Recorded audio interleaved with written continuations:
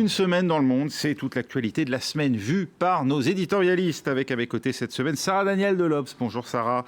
Avec également Laure Simoes de Cartooning for Peace, Ziad Limam du mensuel Afrique Magazine avec ces deux unes pour le numéro d'avril. L'une qui concerne Félix Tshisekedi, nouveau président de la République démocratique du Congo, et puis l'autre consacrée au voyage du pape François au Maroc.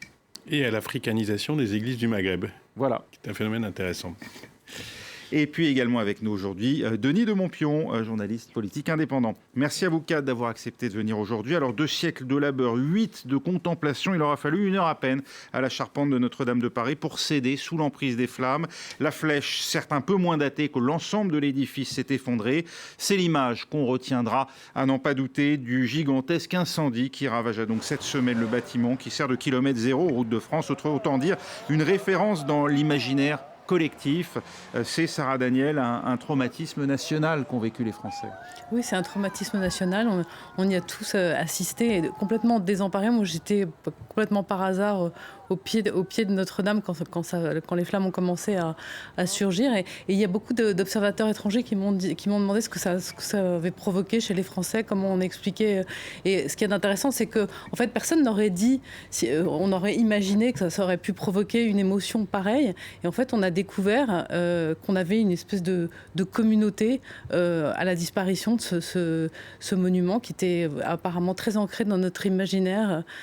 C'est pas juste un édifice religieux, mais vraiment notre patrimoine et un peu un monument national. Il faut dire que c'est très surprenant, Denis de Montpion. On ne s'attendait pas, bien sûr, à une telle ampleur. On a parlé d'un 11 septembre sans mort, heureusement, puisqu'il n'y a pas eu de victimes, à part effectivement 3 blessés, 2 policiers, 1 pompier. Jusqu'à présent, on ne connaît pas non plus les causes exactes. Bon, il y a l'hypothèse privilégiée que ce serait peut-être un court-circuit, enfin quelque chose dans la charpente ou des travaux se préparaient, ils en étaient à l'installation des échafaudages. Mais si Notre-Dame tient une telle place dans l'imaginaire collectif, c'est aussi parce que au XIXe siècle, c'est Victor Hugo qui l'a remise au goût du jour avec son Notre-Dame de Paris. D'ailleurs, à l'époque, Notre-Dame était menacée de destruction après avoir subi pas mal d'avanies, pas seulement sous l'Ancien Régime, mais aussi pendant la Révolution. Et c'est Victor Hugo, qui à l'époque avait, je crois, 23 ou 25 ans, s'est vraiment élevé contre la destruction de ce monument. Il avait déjà pressenti, d'ailleurs, l'espèce de force symbolique qu'il aurait dans la nation. Et il a écrit, en effet, après, dans la foulée, Notre-Dame de Paris, avec tous ces personnages Quasimodo. Et dans l'inconscient collectif, il a véritablement... Notre-Dame de Paris appartient pas seulement aux Parisiens, mais à tous les Français. C'est ancré dans la société. Voilà, Hugo, vous savez qu'il y a eu une comédie musicale, d'ailleurs, qui a eu un succès phénoménal aux États-Unis, en Grande-Bretagne également. Et ça, c'est... merci, Père Victor. C'est la force du récit qui a fait, Zélimam, que chacun s'est approprié ce lieu, ce bâtiment. Alors même si... Pour avoir été sur place, on a beaucoup entendu effectivement des cantiques religieux qui étaient chantés à cette occasion, mais ça dépasse évidemment de très loin la communauté des seuls catholiques. Non, je pense que c'est un monument français. C'est dans l'histoire, vous l'avez rappelé, dans la Révolution, ça date du XIIe siècle, elle a été faite en plusieurs fois, elle a survécu, et donc je pense qu'il y a une espèce d'appropriation aussi, c'est-à-dire que je pense qu'une grande partie de l'émotion, c'est aussi le fait de se rendre compte que ce qui nous paraît inébranlable, inusable, et peut être détruit, peut disparaître en 5 minutes. Ça nous ramène aussi à notre condition, et donc on passe devant des choses comme ça qui sont supposées éternelles, et on découvre qu'elles ne sont pas éternelles, et que tout ça peut disparaître. Et puis, du coup, ça a ouvert aussi des débats, parce que la France est un pays de débat. Donc, du coup, après l'émotion, on s'est posé des tas de questions, qui sont tout à fait françaises aussi. Le débat sur une éventuelle reconstruction. Il faut reconstruire, il ne faut pas reconstruire, il faut faire à l'identique, il faut faire différemment. Le débat sur le financement, on a eu aussi un débat français. Donc, on voit bien que c'est quelque chose qui est très proche de l'âme de l'idée d'être français, et aussi de l'idée excusez-moi du terme, de l'idée de la mort et de la disparition. Donc il y avait quand même beaucoup de choses très fortes Il faisait beau, c'était une belle soirée, et d'un seul coup, ça semble s'arrêter, quoi. C'est très impressionnant. Et puis dans une période comme ça de fragmentation, Oui. qu'on connaît, tout d'un coup, il y avait quelque chose qui unissait... Après les mois des Gilets jaunes. Ouais. C'est ça, comme une idée finalement d'un socle commun à la nation, ce qui est quand même un peu paradoxal vu l'époque à laquelle on vit. Alors passé, vous venez de le dire, la stupeur, la communion et le recueillement, l'heure est donc déjà aux polémiques. Décidément, la France reste la France. Et sur polémique d'abord sur la durée estimée pour la reconstruction, 5 ans, c'est ce que fixe comme objectif Emmanuel Macron. Écoutez-le. Nous sommes ce peuple de bâtisseurs. Nous avons tant à reconstruire. Alors oui, nous rebâtirons la cathédrale Notre-Dame plus belle encore. Et je veux que cela soit achevé d'ici 5 années. Nous le pouvons. Et là aussi, nous mobiliserons. Voilà, alors il acclôt un peu à sa manière ce qu'on entendait depuis 48 heures, c'était un peu le concours Lépine de est-ce que ça prendra 70 ans ou 3 siècles. Il dit 5 ans, Emmanuel Macron. Personne n'avait osé presque avancer une date aussi rapprochée. Denis de Montpion, c'est nécessaire ou au contraire, c'est pas sérieux? Là, il a un peu péché par immodestie parce qu'on voit bien qu'il connaît pas, il n'a pas été tailleur de pierre, quoi. Et même si aujourd'hui les tailleurs de pierre travaillent très vite, enfin on voit bien le lendemain, en tout cas, on pouvait une fois le brasier éteint que l'édifice a véritablement été touché dans tout ce qui constitue l'abside, les contreforts, puisque on peut, de l'autre côté de la Seine, voir qu'ils ont la couleur de biscotte, ils sont bistres, donc il va falloir démonter tout ça, ça va être un très gros travail, très long, et il faudra sans doute plus de 5 ans. D'ailleurs, il a été contredit par déjà des experts au sein de son propre gouvernement, où déjà il y en a qui avancent 10 ans, 15 ans, 20 ans, mais c'est évidemment un chantier qui durera... vous savez, quand le château de Windsor avait brûlé, toute la charpente avait été dévastée, les travaux avaient duré plus de 8 ans. C'était nécessaire de fixer un terme où il n'y a pas de risque de bâcler, et puis fixer en plus un terme qui coïncide comme par hasard avec les Jeux Olympiques 2024. Comme par hasard est important. Je pense aussi que... Je suis un peu épaté aussi par la dureté des réactions. Mais non, pas 5 ans, 25 ans, un demi-siècle. Il faudra tout refaire au millimètre. Il ne faut pas reconstruire, il ne faut pas toucher. Il faut que les pierres soient exactement comme elles sont depuis 25 siècles. Moi, ça m'a quand même un peu frappé qu'il n'y ait pas quand même cette espèce d'envie, peut-être pas 5 ans, mais peut-être 7. Peut-être d'ailleurs que quand il parle de 5 ans, on ne parle peut-être pas de toute la structure. Peut-être qu'elle rouvrira progressivement. Peut-être qu'il y aura une partie qui sera suffisamment ouverte pour les Jeux Olympiques, mais il y a quand même quelque chose d'assez motivant dans cette phrase. On n'est pas que dans un débat d'architecte, on n'est pas que dans un débat de vieille pierre, on est aussi dans, puisqu'on parlait de l'élan du début, Sarah en parlait, on peut rester quand même sur cette idée sans tout de suite se déchirer pour savoir si c'est 5 ans, 8 ans, 7 mois, et juste prendre cet élan-là. Et puis, si Macron s'est trompé parce qu'il a parlé trop vite, eh ben, il s'est trompé, on verra dans 3-4 ans. Et si, par hasard, on peut en faire un grand bout avant les JO, pourquoi pas ? Ça serait bien, un beau symbole. Est-ce qu'il fallait en gros, la question, c'est est-ce que c'était pas trop tôt pour entamer déjà la phase de la reconstruction ? Non, mais au-delà des pronostics un peu dérisoires sur le temps que ça va prendre, la reconstruction, ce qui est toujours fascinant avec Macron, avec notre président, c'est qu'il sent très bien le moment, la solennité du moment. Il sent l'histoire, il sent que c'est un moment de recueillement, il prend la mesure, il est pétri d'histoire. Voilà. Et puis après, il y a toujours le moment où il embraye son côté un peu homme d'affaires. Il en fait trop ? Non, mais surtout, personne ne lui demandait en effet de dire on va la reconstruire de manière plus belle et ça va être en 5 ans. Ça, c'est le côté entrepreneur et un peu... il aime positiver, quoi. Il aime voir le verre à moitié plein. Mais là, c'était pas la peine. Et puis, d'abord, elle était belle, elle était suffisamment belle pour nous, c'est pour ça qu'on la regrette. On n'a pas besoin qu'elle soit plus belle, on n'a pas besoin de se fixer des objectifs qui sont... Voilà, c'est ce décalage, je trouve, qui est quand même assez intéressant. Il y a la controverse aussi que Ziad évoquait à l'instant autour de l'élan de générosité. Les entreprises qui ont donné près d'1 milliard d'euros sont accusées d'en profiter pour améliorer leur image. ménage, les grandes fortunes pour défiscaliser. Vous voyez 2 exemples avec ces tweets. Alors, je ne sais pas lequel on va voir en premier s'afficher. Il y a celui de la Fondation Abbé Pierre qui remercie effectivement ses généreux donateurs. Ils se disent même très attachés du lieu des funérailles de l'Abbé Pierre, mais ils aimeraient également que ces donateurs abondent aussi pour d'autres œuvres, notamment à destination des plus démunis. Et puis, il y a également, vous allez le voir, ce tweet, alors là encore plus ironique, d'un écrivain, Olivier Pourriol, qui lui fait référence à Hugo. Victor Hugo remercie tous les généreux donateurs prêts à sauver Notre-Dame de Paris et leur propose de faire la même chose pour Les Misérables. Alors évidemment, allusion aux deux des ouvrages phares d'Hugo. Denis de Montpion, c'est une polémique de trop, ou au contraire, c'est important aussi de se demander s'il y a de telles sommes mobilisables aussi rapidement, pourquoi ne le sont-elles pas pour d'autres causes qui en valent largement la peine? C'est une polémique un peu facile. Pourquoi? Parce que Les Misérables, pour reprendre le terme de Pourriol, c'est, j'allais dire, ils n'ont peut-être pas assez, mais l'État s'en occupe déjà beaucoup. Donc là, il y a un phénomène exceptionnel, c'est l'incendie de Notre-Dame, la destruction partielle mais importante quand même de l'édifice.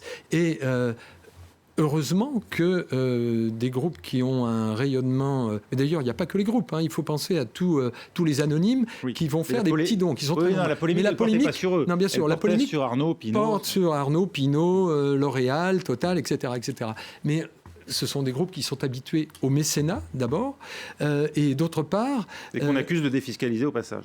Enfin, de profiter d'avantages fiscaux en le faisant, même et donc de faire contribuer l'État, en fait. De la défiscalisation. Ce qui pose une autre question. Bien sûr. Mais de toute manière, l'État n'a pas les moyens aujourd'hui de restaurer. Ils n'ont pas 2 milliards comme ça en poche à sortir pour restaurer Notre-Dame. Donc heureusement surtout que si les rentrées fiscales se réduisent. Privés, exactement. Oui. Donc heureusement que les groupes privés s'y mettent. Je trouve que c'est une question compliquée. C'est-à-dire que à la fois de tout temps, les cathédrales ont bénéficié de protecteurs comme ça, et puis que ces milliardaires aient envie de contribuer à l'effort national, à la peine nationale, c'est plutôt une belle chose, quoi. Bon, après, il y a le symbole, et en effet, en ces temps de gilets jaunes, de misère sociale, etc., le fait de voir des gens qui peuvent débloquer comme ça aussi vite, symboliquement, ça peut être un peu choquant. Et puis après, il y a la question de savoir si ces gens-là aussi payent à la hauteur de ce qu'ils devraient, leurs impôts, et c'est encore une autre question. Donc on a tendance à mélanger les trois aspects, je pense. Problème de perception, Ziad Limam, ou plus profond? Qu'est-ce qu'on aurait dit si aucune de ces boîtes n'avait mis 1 euro? Alors, on serait dans le débat totalement inverse, et voilà, les grands capitalistes, ils ne mettent pas d'argent.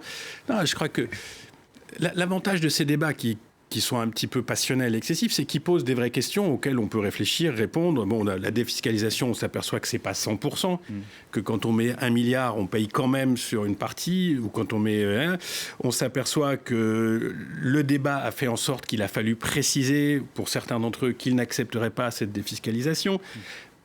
Même ça, c'est hallucinant. Oui, mais pourquoi ils n'accepteraient pas la défiscalisation? C'est la loi, il y a une loi pour tout le monde.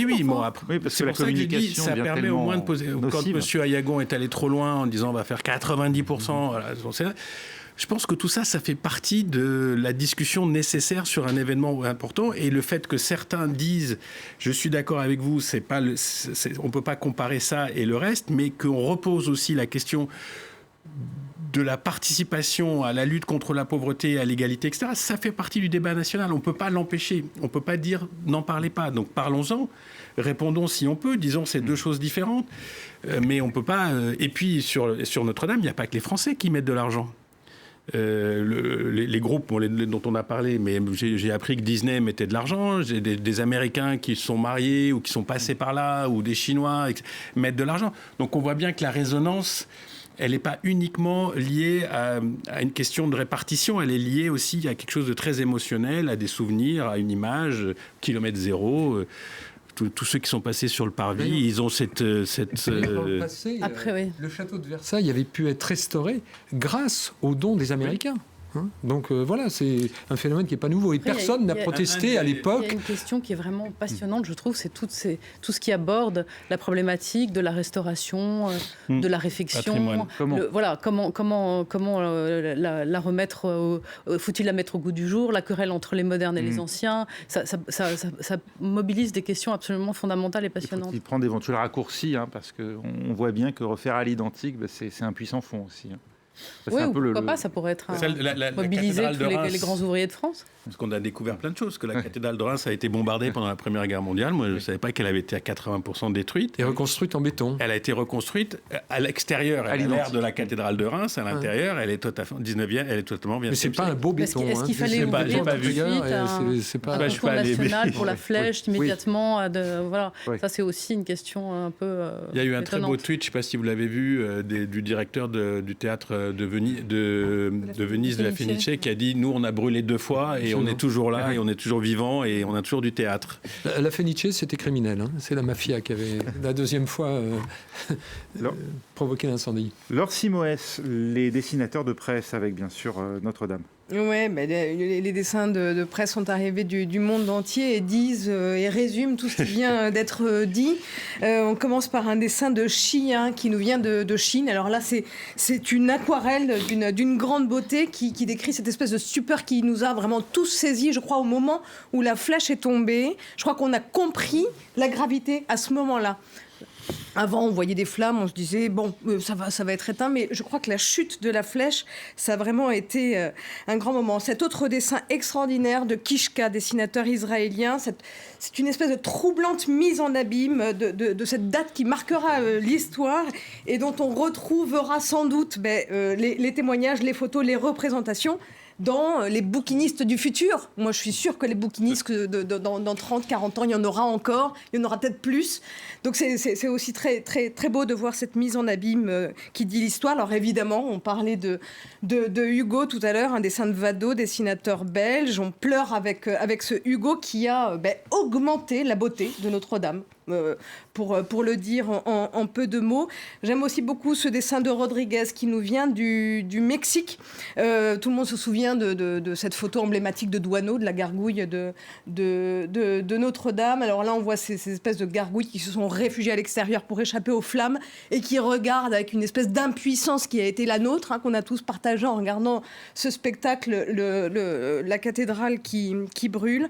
Alors, un autre dessin ultra audacieux. Il n'y a que lui pour oser ce genre de truc. Moi, je trouve qu'il faut avoir un culot monstre. Joop Bertrams, dessinateur des Pays-Bas.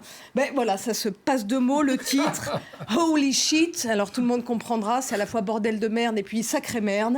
Et voilà. Il n'y a pas de commentaire à rajouter. Un autre dessin, toujours des Pays-Bas, de Tjeerd Royaerts, qui est très touchant. On revoit cette fameuse gargouille qui est encore fumante et déjà dans la reconstruction. Et c'est ce qu'on disait, c'est un peu ce qui s'est passé. Il y a eu une espèce de résolution farouche à ne pas se laisser aller dans un vague à l'âme et à vouloir réagir vite. Est-ce qu'on a encore le temps d'en montrer ? Malheureusement, non. On pourra peut-être le montrer dans la deuxième partie. Si vous restez avec nous, ce sera l'occasion justement de vous dire de revenir. Parce qu'il y a une série qui vaut le coup. Restez avec nous. On se retrouve dans un instant, dans moins de 2 minutes.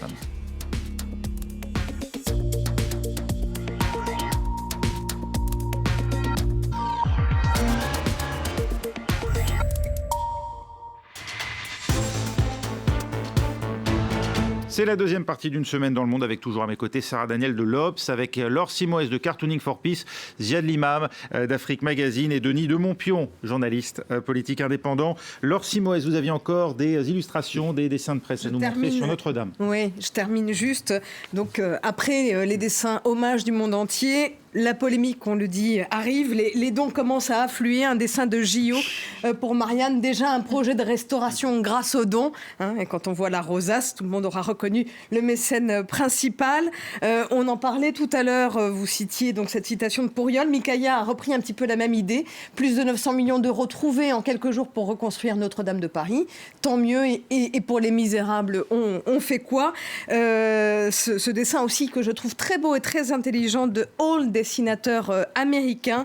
Beaucoup donc d'associations caritatives ont réagi quand même face à cet afflux massif y voyant quand même une petite forme d'indécence. On peut comprendre pourquoi, en si peu de temps, autant d'argent puisse être, des sommes pareilles puissent être réunies quand certains crèvent dans la rue. Et je trouve que ce dessin, sans aucun mot, le dit très bien, sans violence. On voit ce SDF qui dort dans la rue avec une couverture de journaux qui parle de l'incendie de Notre-Dame. Et puis pour finir, une petite blagounette de Kroll, dessinateur belge. Notre-Dame déjà 1 milliard. Et puis on voit le Premier ministre belge qui dit si on foutait le feu à l'atomium. Je ne suis pas sûr que l'atomium ça puisse brûler.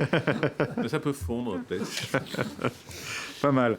C'est l'une des conséquences, en tout cas, de l'incendie à Notre-Dame de Paris. Emmanuel Macron contraint de reporter son allocution prévue lundi soir en clôture du grand débat national. Oui, mais malheureusement pour lui, il avait déjà communiqué à un certain nombre d'organes de presse le contenu de son allocution. Conséquence, eh bien, ces mesures ont été divulguées très largement. On en connaît donc pour l'essentiel la teneur. Reste à voir, bien sûr, si le chef de l'État voudra ou non les confirmer. On le sait maintenant, l'allocution est fixée à jeudi prochain. Il y aura notamment donc une baisse des impôts pour les classes moyennes, prévue également la réindexation des retraites de moins de 2 000 € sur l'inflation, pas de fermeture d'écoles ou d'hôpitaux d'ici 2022, des référendums d'initiative citoyenne, les fameux RIC, mais au niveau local seulement. Et puis, alors là, c'est sans doute l'une des mesures qui fait le plus couler d'encre, la suppression de l'ENA, venant d'ailleurs d'un énarque qui est pour le moins inattendu. C'est ce que vous retenez, vous aussi, Sarah Daniel ? Bah oui, c'est assez paradoxal et amusant. Et puis, c'est quand même malgré tout aussi un peu dérisoire parce que, bien sûr, tout le monde critique l'ENA. On n'en pouvait plus de l'ENA, de cette reproduction des élites bourdieusiennes, de tout ce qu'on sait, de tout. Et puis, voilà, si en effet, quand on sort de la botte de l'ENA, qu'on a 24 ans, on est assuré de pouvoir passer d'un poste brillant à un autre. Quand on quitte ces postes brillants, on est assuré d'avoir une retraite. Enfin, tout ce système à la française était un petit peu à revoir, à réformer. Maintenant, est-ce qu'il suffira juste de faire disparaître l'ENA pour que tout ça soit amendé comme par un coup de baguette magique ? Je pense que c'est beaucoup plus profond et compliqué que ça. Et ça donne l'impression qu'il a cédé un petit peu à des mesures de communication sous la pression des Gilets jaunes et qu'il y a encore beaucoup de choses à faire. Et je ne pense pas, on va le voir demain, que ça va éteindre la colère des Gilets jaunes. Ziad Limam, ces mesures, elles vous semblent à la hauteur de la crise et de nature justement à calmer un peu les choses ? Ouais, je sais pas, j'ai vu des sondages qui disent qu'une majorité de Français pensent que ça va dans le bon sens. Là où ça se complique, c'est que quand on dit aux mêmes gens comment on va financer ces mesures ou quelles sont les contreparties, parce qu'on ne les a pas, les contreparties, c'est là que ça va devenir intéressant. Est-ce qu'il faut changer l'âge de la retraite ? Non, 80%. Est-ce qu'il faut enlever des jours fériés ? Non, 80%. Donc on sent bien quand même qu'il y a une difficulté entre... Il n'y a que les 35 heures, où là c'est 50-50. Oui, mais bon, c'était limite. Non, mais ce que je veux dire, c'est qu'on voit bien la nature, encore une fois, le débat. On peut faire des gestes extrêmement importants en termes de générosité, mais ils sont forcément financés quelque part. Donc tout le monde parle de rétablir l'ISF et qu'on voudrait retaxer les grandes fortunes. Et si on retaxe les grandes fortunes, d'abord lui, il perd les 25% de son électorat qui l'ont porté au premier tour, puis qui ont servi de socle pour le deuxième tour. Donc on voit bien que le débat, il est encore... il est là et moi, je ne pense pas que ça concerne que les Gilets jaunes, parce que les Gilets jaunes... ça reste à définir politiquement et socialement. On commence à avoir des éléments plus précis, mais c'est la société française dans son ensemble. Si on veut plus d'État, il faut plus de taxation ou il faut plus de travail quelque part. Mais on ne peut pas avoir plus d'État, moins de taxation. Ça, quand on parle de la baisse des impôts sur les classes moyennes, moi je pense que c'est une très bonne mesure parce que la sensation douloureuse pour les classes moyennes est beaucoup plus forte que pour les classes plus aisées. C'est à taxation égale ou à taxation supérieure, quelqu'un qui a des moyens, c'est moins douloureux que quelqu'un qui en a moins. Mais en même temps, il faut aussi rappeler, je sais que ça fait un peu démago, que la moitié des foyers en France ne payent pas d'impôts. Et donc, c'est pas un pays foncièrement inégalitaire. C'est pas démago, ça. Oui, enfin, je sais pas, parce que quand on dit ça rappelle aussi qu'il n'y a pas tant que ça à alléger sur les classes moyennes. C'est le pays le plus égalitaire de l'Union européenne, pratiquement, peut-être en Finlande ou ailleurs. Il y a quand même des moyens colossaux. Alors, ça revient au débat sur l'ENA. Est-ce qu'il faut raser ou est-ce qu'il faut transformer, changer, faire mieux ? puisqu'on parlait de la cathédrale, il faut la faire plus belle. Peut-être que cette fonction publique, cet État français, on peut essayer quand même de le faire un peu plus opérationnel. C'est-à-dire que juste en 2 mots pour revenir sur l'ENA, mais c'est symptomatique finalement des autres réformes, c'est que finalement Macron qui avait annoncé qu'il ferait une sorte de spoil system à l'américaine. Oui, c'est-à-dire remplacer toute l'administration lors d'un changement de majorité. Voilà, ce qui devrait être logique en fait, c'est que tout le monde reparte à zéro. Tous les hauts fonctionnaires. Bien sûr, ça ferait du monde. Bien sûr, tous les hauts fonctionnaires, mais voilà, et en fait, donc bon, attendons, c'est jeudi, je crois qu'il annonce la manière dont il va. Vous pensez qu'il y aura des ajustements pour maintenir quand même un effet de surprise, parce qu'il avait parlé d'un blast. Alors là, c'est sûr que l'effet de surprise sera éventé, de Montpion. Non, mais comme de toute façon, dans les grandes lignes, en tout cas, ces mesures ont été divulguées. Mais c'était à la hauteur, ça, de l'effet de surprise. Il renversait la table avec ses annonces, Emmanuel Macron. Écoutez, ce sont les grandes lignes. Je ne sais pas si dans le détail, il y a l'effet de surprise, grande surprise qu'on attendait. En tout cas, est-ce que ça va stopper la crise ? C'est pas certain de toute façon, parce qu'on sait bien qu'aujourd'hui, dans le noyau dur des Gilets jaunes, ils ne veulent rien entendre. Oui. De toute façon, ils sont dans une radicalité telle que c'est à la fois des anarchistes, des extrêmes, je ne sais pas s'ils sont de droite, de gauche. En tout cas, ce qu'ils veulent et ce qu'ils voulaient, non pas au début, puisqu'au début, ils ont obtenu gain de cause, à savoir le retour à la fin de la taxe carbone, et 10 milliards d'euros quand même. Non, et puis ils ont obtenu quand même, oui, c'est ça, en tout, c'est 13 milliards. Bon, mais en tout cas, sur le plan politique, ils veulent la démission de Macron, ils veulent des élections tous les 4 matins, etc. Donc, ça ne pourrait entraîner qu'une instabilité politique comme on en a eu sous la Troisième République. Et ça, évidemment, Emmanuel Macron n'est pas prêt de changer ça. Il ne va pas démissionner pour faire plaisir, en tout cas. Il y a cette idée du référendum d'initiative citoyenne que réclamaient les Gilets jaunes. Alors, on ne sait pas exactement comment ils voyaient ça. Ils voulaient pouvoir révoquer les élus quand il leur plaisait pas. Enfin, c'était vraiment du tir au pigeon, pratiquement, quoi. Là, vraiment, on est dans une autre démarche.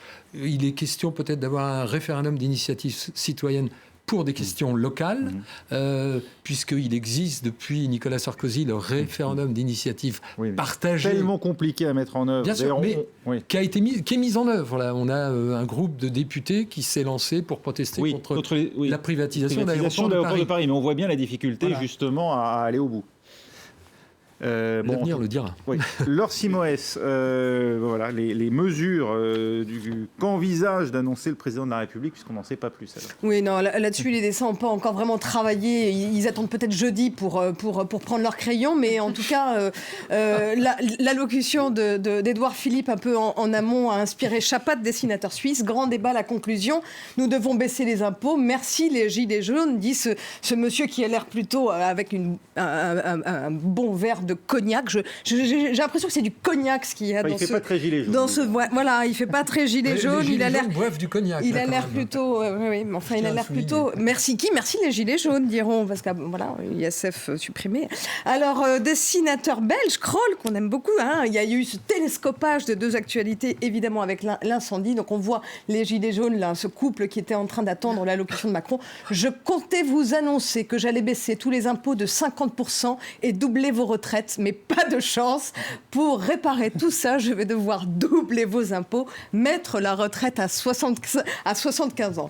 Puis alors là, on a la Mémé qui dit oui, on comprend, c'est normal. Enfin, bon, bref. Non, et puis on a quand même Manu qui dit non, je déconne. Bon, là, c'était la petite blagounette de Kroll aussi qui fait toujours rire au passage. Un autre dessin de CAC pour l'opinion. C'est un raisonnement imparable. Hein, c'était celui que Ziad disait tout à l'heure. Si on veut davantage de services publics avec moins d'impôts, va falloir bosser plus. Ben, c'est imparable. Hein. Et puis il y a quand même Quasimodo, encore fumant, qui derrière dit et pour les chômeurs, on fait comment ? Hein, c'est une bonne question. Et puis un dessin de Joe Bertrams, le titre, Ce qui reste. Mais c'est peut-être d'une certaine façon, là, encore une fois, ces dessins échappent à tout commentaire, mais c'est peut-être d'une certaine façon la conclusion du grand débat général. La photographie de ce soir-là, c'était ça. Je trouve ce dessin aussi très, très osé et audacieux. Il se voit lui déjà en nouveau pharaon d'Égypte. Abdel Fattah al-Sisi entend rester au pouvoir jusqu'en 2030 en révisant la Constitution. À ce jour, elle limite à 2 le nombre de mandats présidentiels de 4 ans chacun. L'idée serait d'en allonger la durée à 6 sans tenir compte des mandats déjà accomplis par l'actuel chef de l'État. Le Parlement a déjà donné son feu vert. Les Égyptiens votent par référendum ce week-end et jusqu'à lundi. Est-ce qu'on peut parler de dérive personnelle du pouvoir ? Zélimam ? Je sais pas, moi je pense qu'il y a un débat, il y a une espèce de contre-révolution. C'est-à-dire, ça, c'est très clair. Quelque chose de réactionnaire au sens de revenir à ce qui était la période hantée avec une argumentation en disant il faut tenir le pays, il faut lutter contre les frères musulmans, il faut lutter contre le terrorisme, ce qui est d'ailleurs 2 notions pas forcément... Enfin, c'est un peu commode de les ramener dans le même paquet. Il faut créer de la croissance, etc. Et pour ça, on a besoin d'un régime fort, d'un régime dur qui serre les boulons, etc. Mais c'est théorie soutenue par l'Arabie Saoudite, par les Émirats, par un certain nombre de gens, etc. C'est exactement ce qu'il y avait avant les révolutions. C'est avant le printemps 2011. On était dans ce schéma avec ce type de justification et on a vu à quel point ça pouvait ne pas fonctionner. Donc, qu'est-ce qu'il y a de nouveau dans le Abdel Fattah-sisisme ? Je sais pas. Et puis, c'est une société... C'est ça, justement, précisément. Par rapport au moubarakisme, en fait. C'est ça. Non, précisément, ce qui est différent, c'est qu'il y a eu Moubarak avant et qu'il y a eu la révolution... Oui, mais donc on revient à la période hantée. Absolument. Certains disent même en plus serré. Et puis la dernière chose, c'est que c'est dans un contexte aussi où ça bouge. Le Soudan, c'est sa frontière sud. Oui. L'Algérie, c'est pas très loin. La Libye. La Libye, il y a quand même... Enfin, je parle surtout de cette idée que la durée du pouvoir est un facteur clé. Quand on voit que ce que disent les opinions, c'est non, ce n'est pas un facteur, on voit bien que c'est quand même un pari osé. Sur 554 votants, parlons de 531 députés ont voté pour les amendements constitutionnels prolongeant l'actuel mandat. Autrement dit, il écrase toute la classe politique égyptienne aujourd'hui. Oui, rien n'est libre en Égypte. Qui y était il n'y a pas si longtemps, j'avais rarement vu un tel niveau de terreur. C'est un niveau de terreur comme du temps en Syrie, du temps de Bachar avant 2011. Quoi. Tous les opposants sont laminés, ils essayent tous de fuir le pays. C'est vraiment... j'ai eu impossible pour moi de trouver un traducteur ou un fixeur qui accepte de travailler avec un journaliste. Enfin, il faut mesurer la terreur qu'inspire le régime. Évidemment, des placards énormes de Sisi partout. Voilà. Et ce qu'il faut dire aussi, c'est qu'il est soutenu de manière très très forte par les États-Unis. Et puis voilà, qui ont mis en place un espèce de système qui marche avec Israël, dont on va parler après, avec Netanyahou, avec l'Arabie Saoudite, avec l'Égypte, et que en fait, ils confortent contre cette menace islamiste dont tu parlais. Voilà, on pense que c'est un garant, alors qu'on sait en effet que ça ne fonctionne pas. De Montpion, est-ce qu'on joue avec le feu en soutenant un pouvoir autoritaire comme une chape de plomb sur les mouvements dits démocratiques qui s'étaient exprimés, dont les frères musulmans? Mais compte tenu de l'instabilité dans la région, effectivement, d'abord, le retour de El-Sisi a permis une espèce de stabilisation, même si, comme Sarah le soulignait, c'est un régime très autoritaire. Ça a permis quand même, pas seulement pour l'Occident, mais aussi pour la région, d'avoir une espèce de stabilité là où, on l'a bien vu, ça a craqué en Irak, ça a craqué en Libye, ça a craqué un peu partout, et c'est quand même une espèce de garantie. Maintenant, le fait de tabler jusqu'à 2030, j'espère qu'il a passé un examen de santé, parce que est-ce qu'il est sûr de tenir le coup jusque-là? Ça n'a pas empêché Bouteflika. Hein. En tout cas, c'est aussi un pouvoir qui joue de son influence dans la région, comme vous l'avez dit, parce que tant dans la crise au Soudan qu'en Libye, voilà, en Soudan, il soutient le Conseil militaire, après avoir soutenu Omar el-Béchir, et puis en Libye, l'Égypte a clairement pris parti pour le maréchal Haftar. C'est leur frontière juste à côté, et Benghazi... d'une certaine manière, pourrait être égyptienne. Enfin, il y a ces gens qui disent Tripoli pourrait être tunisienne et Benghazi pourrait être égyptienne et on laisserait le sud dans le désert. Bon, il y a quand même ce genre d'idée qui circule dans les intelligentsia. Donc c'est clair, mais c'est aussi parce qu'il fait partie d'une alliance avec les Émirats et l'Arabie Saoudite qu'il joue ce rôle. Il a redonné à l'Égypte un pouvoir d'influence ? Je n'y crois pas du tout. Moi, je pense que leur préoccupation, l'Égypte, leur préoccupation numéro 1, elle est largement intérieure. C'est-à-dire, d'abord, il y a un problème économique réel. Il faut y regarder les chiffres. C'est un pays de près de 100 millions d'habitants, dont le niveau de vie est quand même relativement bas, dont les produits sont subventionnés, il y a un léger mieux. Et tout le pari du sicisme, c'est de dire « donnez-moi 10 ans ». Et je vous amènerai dans une espèce d'oasis où les choses iront mieux, etc. Mais l'économie a ses règles. Et deux, il y a un vrai débat dans le monde arabe et dans le monde arabo-musulman. Comment on gère la question islamiste ? Est-ce qu'on gère la question islamiste en mettant 50 000 personnes en tôle ? Et en créant une situation, je veux dire, de dictature plus ou moins souple ou pas. Est-ce que l'exemple tunisien est un contre-exemple ? Est-ce qu'il faut négocier ? Est-ce qu'il faut trouver des arrangements institutionnels et politiques ? Mais ça, c'est un vrai débat. Mais je ne pense pas que la solution qui consiste à embastiller tout le monde est une réponse à l'islamisme politique qui a toujours profité d'ailleurs, qui s'est toujours régénéré dans la lutte, dans la clandestinité, dans l'adversité. On vous l'avait dit que ces gens, c'est des pro-Trump, c'est des pro-Israël, c'est des pro, etc. Et donc on a cette espèce de résurgence qui ne s'en va pas.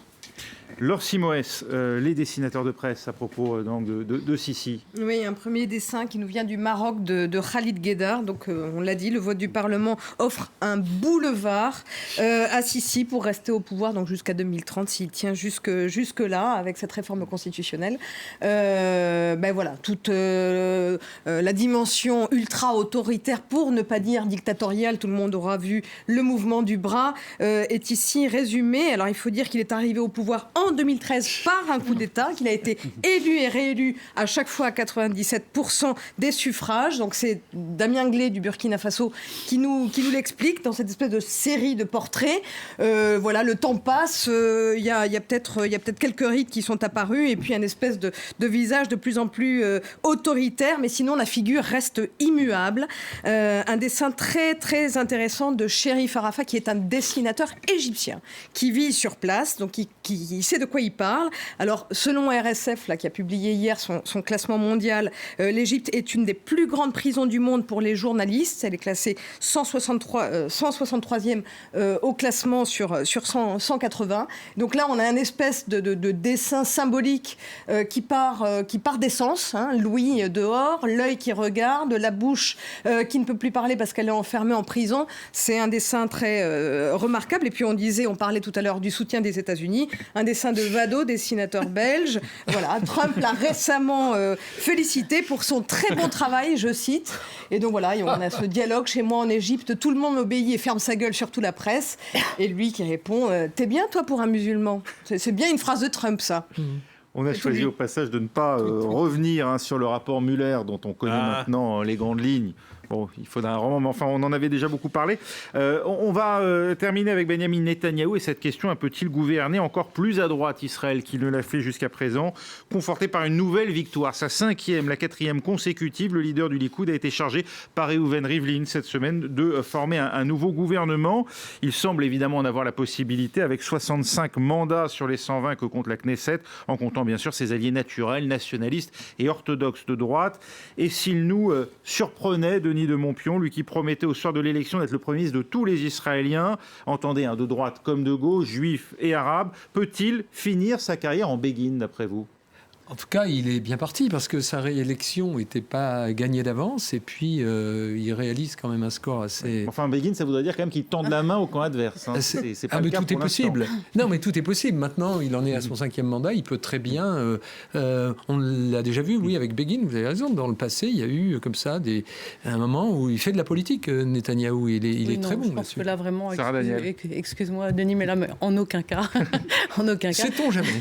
Je veux dire, il a éprouvé des méthodes qui ont très très bien fonctionné pendant ses précédents mandats. Il agite la peur, il est soutenu par les États-Unis, il est en train de... Je veux dire, pour parler de paix sont au point mort. On est en train de parler même de plus en plus, même chez les Palestiniens, ce qui est quand même un crève-cœur d'un seul État. Enfin, voilà, tous les voyants, en effet, montrent qu'il va gouverner à droite et il ne sera sûrement pas ni le président des Arabes, ni celui de la gauche israélienne.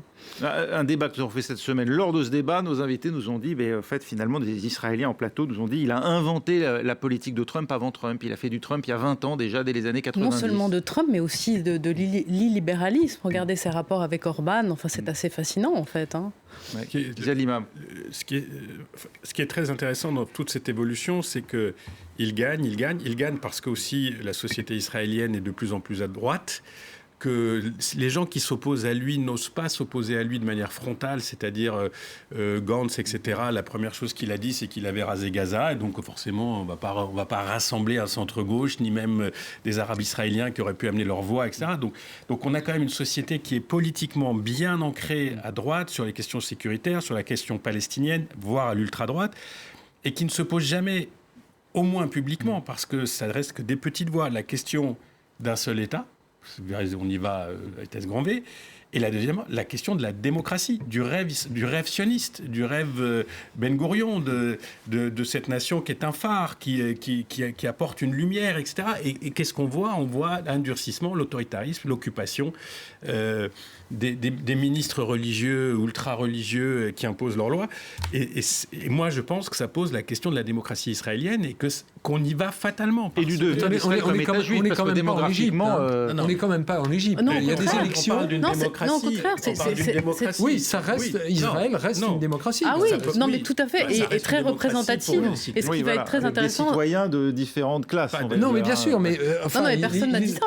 Non, personne n'a dit ça. On constate juste que la gauche israélienne est en piteux état, mais en même temps, il y a une représentativité très intéressante. Ce n'est pas la seule gauche qui soit en piteux état, hein, d'ailleurs. C'est ça, c'est clair. Mais les chiffres, d'où l'analogie avec Trump, d'ailleurs. Les chiffres parlent d'eux-mêmes. Il y a à peu près 4,5 millions de Palestiniens qui sont entre les territoires et Gaza. Il y en a 1,5 million qui sont à l'intérieur d'Israël, qui sont des citoyens. Ce n'est pas tenable sans une solution politique. Ce n'est pas tenable, sauf à accepter que cette partie de la population sera constamment soumise à des contraintes qu'une autre partie de la population n'aura pas à vivre. Et ça, je suis désolé, c'est une atteinte au rêve, à la démocratie telle qu'ils l'ont eux-mêmes définie. Oui, mais la social-démocratie, depuis des décennies... je ne dis pas qu'il faut voter à gauche. Hein. Moi, elle n'a pas entre vous deux, c'est-à-dire donné une atteinte au suffisamment de résultats, raison pour laquelle laquelle aujourd'hui, toutes les droites se réveillent, pas seulement non, en c'est Israël. Une atteinte au rêve sioniste, mais c'est quand même en effet une démocratie. Oui, sauf que dans le cas précis d'Israël, effectivement, ce rapport droite-gauche ou conservateurs, libéraux, sociodémocrates a une incidence géopolitique directe. Bien sûr. Là, pour le coup, un conflit. Et donc, la situation de citoyens qui, de fait, ne sont pas à armes égales. Laure Simoes. Pour terminer, deux dessins. Ce dessin de Avi Katz, dessinateur israélien, c'est quand même une machine à gagner, 5e mandat. Alors on le voit quand même flanqué justement des partis ultra-orthodoxes religieux qui l'ont porté. Et puis alors, quand même, pour terminer, c'est intéressant de montrer un dessin qui vient de Jordanie, d'Emma Dajaj. Là, carrément, la contraction est claire avec la réélection de Netanyahou. C'est les accords de paix, évidemment, qui, peu à peu, s'enterrent de façon définitive. Attendez, Donald a dit que dans 4-5 semaines, on allait le plan magique. Donc, on va voir quelle va être cette magnifique proposition américaine de résoudre un problème historique. Ça peut peser d'ailleurs sur le cours de la politique israélienne si... visiblement, là, on lui a donné le temps de faire son gouvernement. On ne va pas mettre le plan sur la table au moment où ils sont en pleine tractation. Donc, oui, il y a eu un appui incontestable de Trump pendant ces élections. Si le plan est inacceptable pour les puissants arabes, y compris pour l'Arabie Saoudite, si même l'Arabie Saoudite ne peut pas l'endosser. Mais l'Arabie Saoudite, elle endosse tout. Enfin, l'Arabie Saoudite, c'est MBS, enfin, le prince saoudien qui a essayé de convaincre Abou Mazen d'accepter le déplacement de l'ambassade à Jérusalem. Donc, ils sont prêts. Le seuil de tolérance, à mon avis, est assez élevé. Bon, c'est la fin en tout cas, c'est sur ces mots que nous disons. On est presque, on a même terminé 1 minute plus tôt, si vous voulez tout savoir. Merci beaucoup en tout cas. Merci également à Denis de Montpion d'avoir été avec nous cette semaine, à Sarah Daniel et à Laure Simoes. Dans un instant, un nouveau journal sur France 24.